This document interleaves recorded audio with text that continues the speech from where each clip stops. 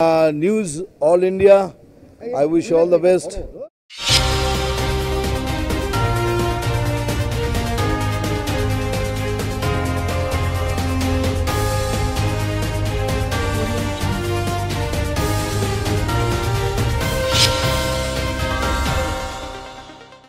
নমস্কার, news all ইন্ডিয়ার পর্দায় আপনাদের স্বাগত। আপনাদের সঙ্গে আমি অর্পিতা। শুরু করছি আজকের বিস্তারিত খবর।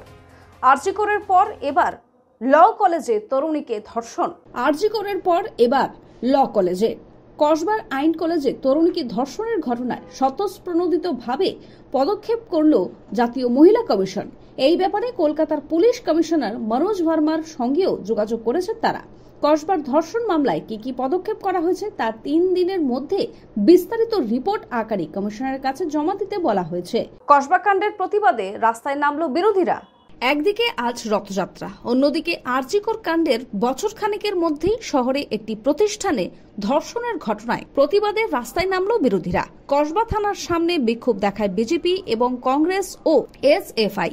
কসবার সাউথ ক্যালকাটা ল কলেজে ধর্ষণের অভিযোগ প্রকাশ্যে আসে আজই। পুলিশ জানিয়েছে 3 জনকে গ্রেফতার করা হয়েছে। মূল অভিযুক্ত কলেজেরই প্রাক্তন ছাত্র এবং অস্থায়ী কর্মী, বাকি 2 জন কলেজের বর্তমান ছাত্র। গোটা ঘটনা তদন্ত করছে পুলিশ। সময় বিরতির পর আসছে পরের খবরে। সুলভ মূল্যে বাড়ি বানাতে চান?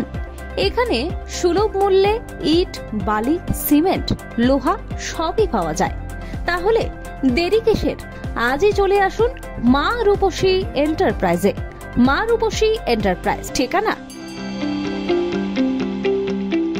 ফিরলাম বিরতির পর, আসছে এবারে বিস্তারিত খবরে।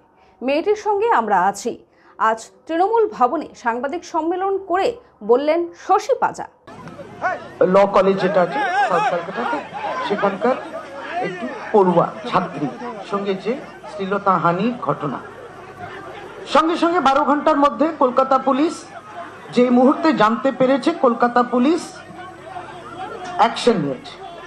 একবারই 3 জন যার বিরুদ্ধে সে মেয়েটির অভিযোগ ছিল ধরে হাজতে রয়েছে। তারা সঙ্গে কলকাতা পুলিশের এই অ্যাকশনটা হয়েছে। মেয়েটির স্টেটমেন্টও রেকর্ড করা হয়েছে। এই 3টি ছেলে যারা ছিলেন তাদেরকে আইডেন্টিফাই তো করেইছে, তুলে নিয়েও আসা হয়েছে, তাদের মোবাইলও সিজ করা হয়েছে। অর্থাৎ সঙ্গে অ্যাকশন হয়েছে।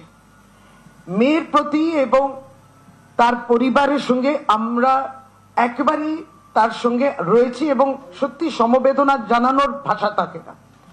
কিন্তু মেয়েকে যদি একটু করেও সান্ত্বনা দিতে পারি, তাহলে এটাই বলতে পারি, দেখো তোমার উপরে যারা এই বর্বর ঘটনাটা করেছে তাদেরকে আমরা ধরে একবারই হাজতে পাঠিয়েছি। ইনভেস্টিগেশন চলছে।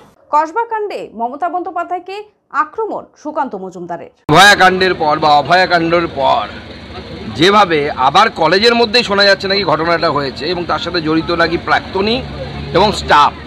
আপনারা খোঁজ নিয়ে দেখুন, যাদের নাম এসেছে তারা নিঘাত তৃণমূল কংগ্রেসের সাথে কোনো না কোনোভাবে সংযুক্ত হবে এবং তারা শিক্ষাকেন্দ্রগুলোকে এইভাবে নষ্ট করছে। শিক্ষাকেন্দ্রে মেয়েদের সুরক্ষা নেই।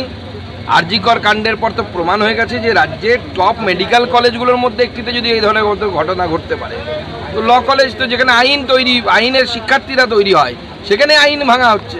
তাহলে রাজ্যের অবস্থাটা কি? রাজ্যের মুখ্যমন্ত্রী ল অ্যান্ড অর্ডার সামলান হোম মিনিস্টার হিসেবে, তিনি আমাদের হোম মিনিস্টার। তারপরে তার এই যে অপদার্থতা, তিনি যতই জগন্নাথ দেবের রথ টানুন না কেন, কালীগঞ্জে মেয়েকে মারা হচ্ছে বোমা দিয়ে, কোথাও মেয়ের ইজ্জত লুট করা হচ্ছে, আরজি করে অভয়াকে ধর্ষণ করে খুন করা হচ্ছে, এই পাপের হাত থেকে উনি বাঁচবেন না।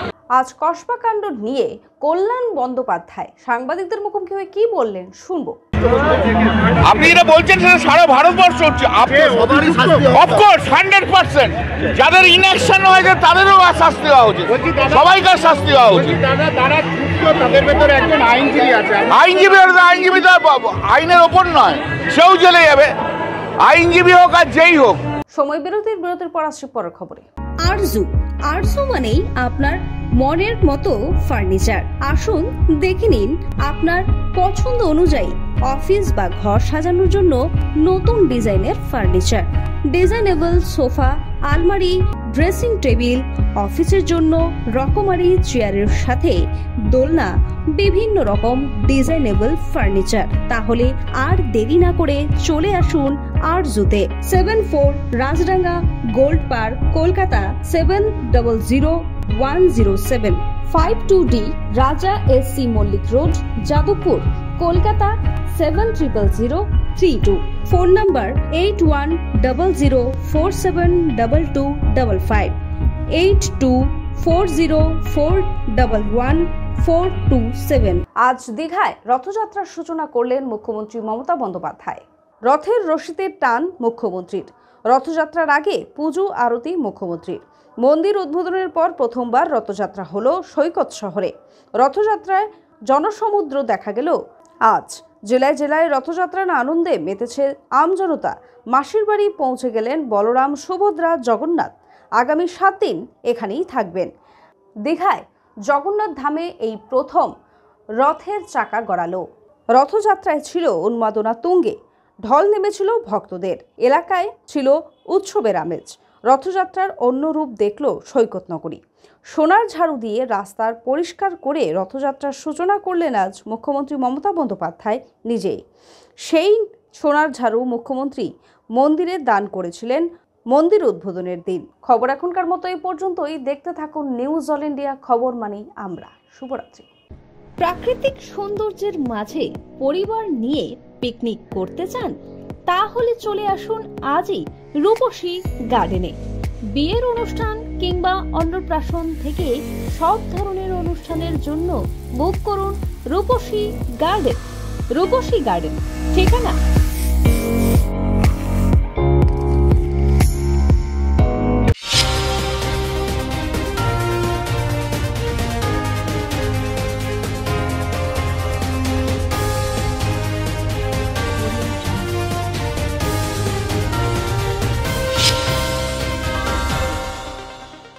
NAI 24 আমিও দেখবো ঠিক করেছি, দেখছি।